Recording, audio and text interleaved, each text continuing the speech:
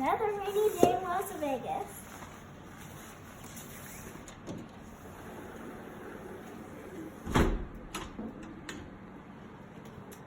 Hello, I'm Abby, and welcome to Weather Forecast 1. And today I will be doing something special. I will tell you the life cycle of a raindrop. First, the rain comes down to the ground. Then, if the land is too full of water, it goes into the sewer. That is called a runoff. Or it goes into ground or a puddle. And if you have a lake, it goes there.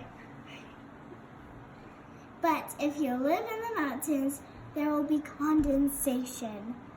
That forms clouds because there is gas all around us, which makes clouds and precipitation. And then the cold air turns the water into snow, which then it melts and then it runs off into a river or a waterfall. Then the hot air makes the water evaporate, and it's condensation again. And it keeps repeating over and over again. That's what makes it a cycle. So that is the life cycle of a raindrop. Thank you for watching Weather Forecast 1. Goodbye!